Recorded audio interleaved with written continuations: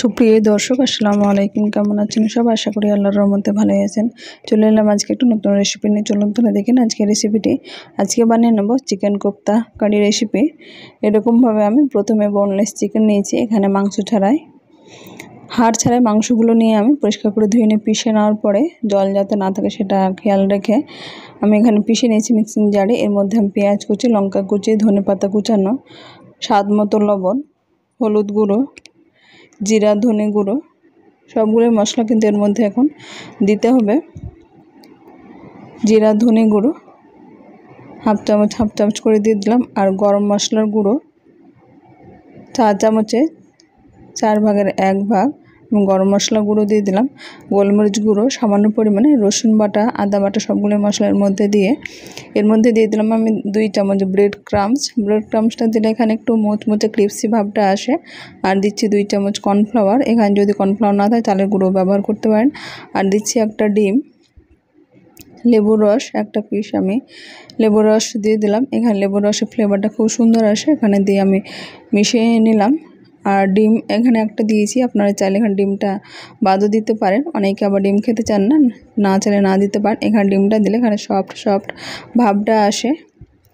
এখন এরকমভাবে ভালোভাবে মেখে নিলাম। অন্যদিকে ওভেনে একটা ফ্রাই প্যান বসে এটা আমি গরম করে নিয়েছি, এখানে সাদা তেল দিয়ে এটা গরম করে নেব। এর মধ্যে আমি কোপ্তাগুলোকে এরকমভাবে তৈরি করে নেব। কোপ্তাগুলো গোলভাবে তৈরি করে নিতে পারেন, আবার একটু 2 হাতের মধ্যে নিয়ে আমি এরকম চ্যাপটা করে দিলাম। এটা ভাজার সুবিধার্থে এরকম করে নিয়েছি, আপনারা চাইলে গোল করে ওটা তৈরি করে নিতে পারেন। এখন ফ্রাই প্যানে তেলটা গরম হয়ে গেছে, এখন এর মধ্যে আমি দিয়ে দেব সবগুলো একটা চ্যাপটা করে তৈরি করে আমি দিয়ে দিচ্ছি এর মধ্যে। এখানে তেল বরাবর যতটা হবে ততটা আমি এখন দিয়ে এটা আমি 2-3 বারে কোপ্তাগুলোকে এরকমভাবে ভেজে নেব। এরকমভাবে আমরা টিকিয়াও এটাকে বলে থাকি।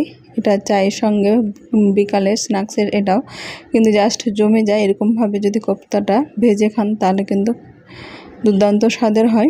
এখন এটা কিছুক্ষণ আমি এটা ভেজে নেওয়ার পরে 2-3 মিনিট এটা কিন্তু মিডিয়াম ফ্লেম করে নিয়ে ভেজে নিতে হবে, যাতে পুড়ে না যায় উপর দিকটা, ভেতর দিকটা ভালোভাবে সেদ্ধ হবে, এর মধ্যে ভাজা হবে।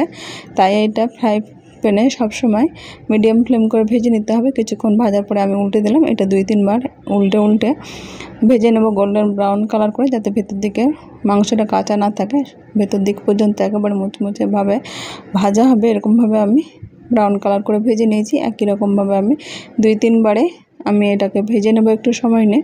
এখন এটা হয়ে গেছে, এখন উঠে নিয়ে আবার তেলটা ভালোভাবে গরম করে নিয়ে আবার একই রকমভাবে তৈরি করে দিয়ে দেবো। একই রকমভাবে আবার আমি সবগুলোই দিয়ে দিচ্ছি, এরকমভাবে সবগুলো ভাজতে থাকবো। অন্যদিকে ততক্ষণ আমি মশলাটা রেডি করে নিচ্ছি, যেটা গ্রেভি করব তার জন্য। এখানে আমি একটা মিক্সিং জার নিয়েছি, মিক্সিং জারের মধ্যে নিয়ে নিলাম টক দই।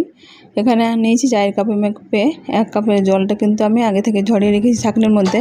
আর দিয়ে দিচ্ছি একটা টমেটোটাকে ছোটো টুকরো করে কেটে নিয়েছি এর মধ্যে দিয়ে। আর আগে থেকে আমি এখানে কাজু, পোস্ত এটাকে ভিজিয়ে রেখেছি, আধ ঘন্টা আগে এটাকে ভেজে নিয়ে এটা তাহলে একটু নরম হয়, এটা পেশার সুবিধার্থে আমি ভিজিয়ে নিয়েছি।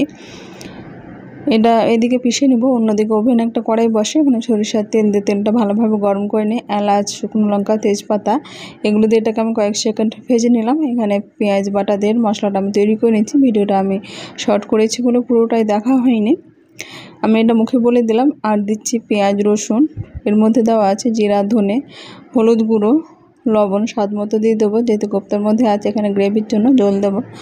আর স্বাদ মতো লবণ, কালার হওয়ার জন্য আমি দিয়েছি কাশ্মীরি লঙ্কার গুঁড়ো, যেহেতু আমি কাঁচা লঙ্কা এখানে খাই তাই শুকনো লঙ্কা ব্যবহার করিনি, চাইলে আপনারা শুকনো লঙ্কাটা ব্যবহার করতে পারেন।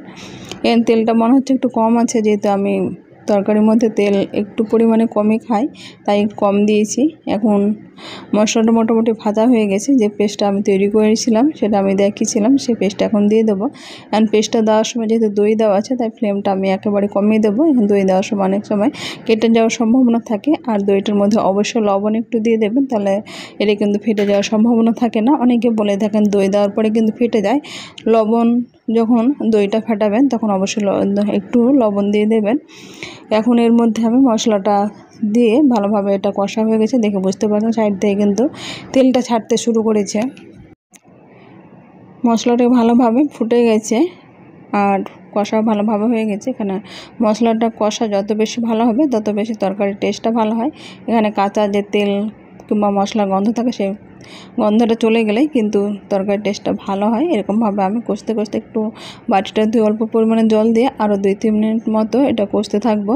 এটা কষে নেওয়ার পরে দেখে বুঝতে পারছেন সাইড থেকে একেবারে তেল ছেড়ে গেছে, খুব সুন্দরভাবে গ্রেভিটা তৈরি হয়ে যাবে। এখন এর মধ্যে আমি গরম জল আগে থেকে গরম করে রেখেছি, জলটা এর মধ্যে দিয়ে ঝোলটা এখন ভালোভাবে ফুটতে দেবো। এখানে গরম করা জল দিলে এখানে কিন্তু তরকারির টেস্টটা ভালো হয়।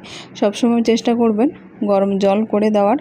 ঝোলের মধ্যে ঝোলটা ভালোভাবে ফুটে গেছে, এর মধ্যে আমি কিছুটা ধনেপাতা কুচানো দিয়ে দেবো। আর যে কোপ্তাগুলো ভেজে রেখেছি সে কোপ্তাগুলো এর মধ্যে আমি দিয়ে এখন এটাকে ফুটতে দেবো মোটামুটি 5 মিনিটের জন্য। এখানে গরম মশলার গুঁড়ো অল্প পরিমাণে দিয়ে দিলাম, এটা দিয়ে ফ্লেভারটা খুব সুন্দর আসে। আর দিচ্ছি ভাজা মশলাগুলো, একটা হোমমেড ভাজা মশলা আছে, সেটা দিয়ে এখন কোপ্তাগুলো দিয়ে এটা 5 মিনিট আমি ফুল ফ্লেমে ফুটিয়ে নেব। এখন কোপ্তার মধ্যে কিন্তু ঝোল অনেকটাই টেনে নেয়। এখন এর মধ্যে আমি ঢাকা দিয়ে এটাকে ফুটতে দেবো। এটা নেড়ে চেড়ে ঝোল বরাবর এটা ফুটিয়ে নেব। এখন 5 মিনিট হয়ে গেছে, ফুটে গেছে ভালোভাবে। এখন এটা মাখা মাখা হয়ে গেছে, ওভেন বন্ধ করে দেবো। খুব সহজে তৈরি হয়ে গেছে চিকেন কোপ্তা করে। আমার রেসিপিটা কেমন হয়েছে আপনারা অবশ্যই কমেন্ট বক্সে কমেন্ট করবেন। আজ তাহলে এই পর্যন্ত, ফিরে আসছে নতুন করে রেসিপি নিয়ে। আসসালামু আলাইকুম।